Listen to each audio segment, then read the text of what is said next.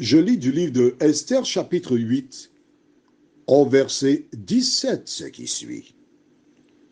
Dans chaque province et dans chaque ville, partout où arrivait l'ordre du roi et son édit, il y eut parmi les Juifs de la joie et de l'allégresse, des festins et des fêtes, et beaucoup de gens d'entre les peuples du pays se firent juifs, car la crainte des Juifs les avait saisis. Prions. Notre Seigneur et notre Dieu,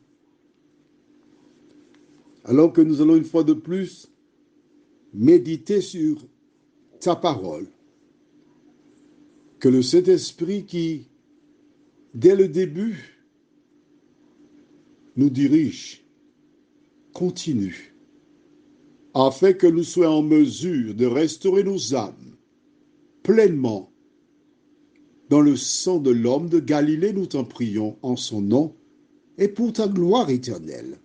Amen. C'est intéressant cette référence que nous venons de lire. La Bible déclare que, regarde bien, dans chaque province et dans chaque ville, c'est-à-dire partout où arrivait l'ordre du roi et son édit, il y eut parmi les Juifs de la joie et de l'allégresse, des festins et des fêtes. Et beaucoup de gens d'entre les peuples du pays se firent juifs, car la crainte des Juifs les avait saisis. Comment comprendre cela?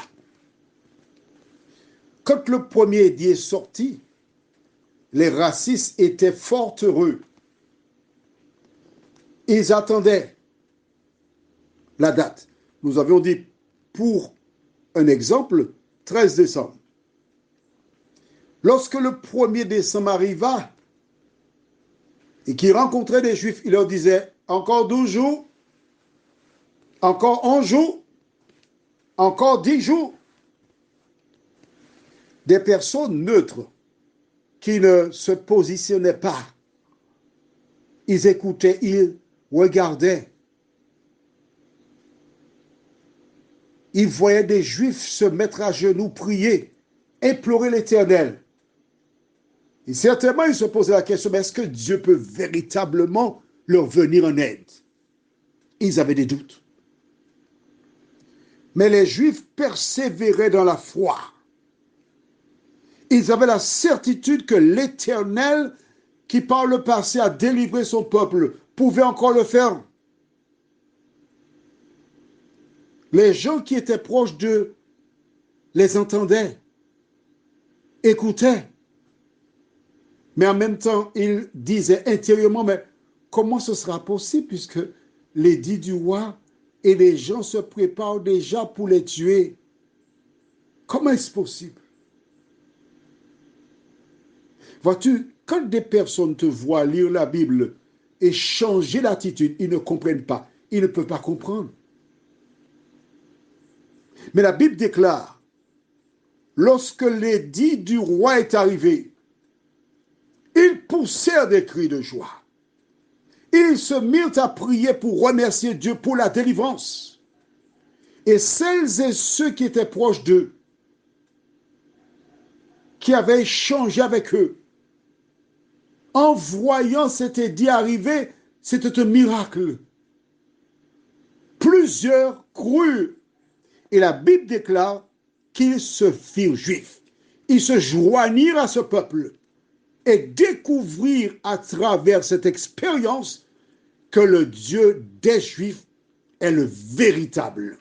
Le Dieu des Juifs est celui qui a tous les pouvoirs. Le Dieu des Juifs est celui qui protège ses enfants. Et ils cherchèrent eux aussi la protection de ce Dieu. Et toi, vers qui tu te tournes pour ta protection? Je te propose de te tourner vers le Dieu de la Bible. Prions. Notre Seigneur et notre Dieu, Nous reviendrons demain soir sur cette même référence. Alors que nous allons nous endormir, de nous aider à ne pas nous joindre au Dieu des Juifs, mais bien à celui qui donna sa vie sur la croix du Calvaire, Jésus de Nazareth, afin que quiconque qui croit en lui ne périsse point, mais qu'il ait la vie éternelle. Seigneur, tandis que nous allons nous reposer, nous ignorons si nous serons en mesure de voir le jour suivant. Nous te demandons une seule grâce, de nous permettre de te voir revenir face à face, car nous t'avons donné notre cœur. Nous voulons que ce soit toi qui habites en nous. Merci de nous recevoir. Au nom de Jésus et pour ta gloire éternelle. Amen. Je te souhaite une bonne nuit et n'oublie pas, Dieu est celui qui désire veiller sur toi.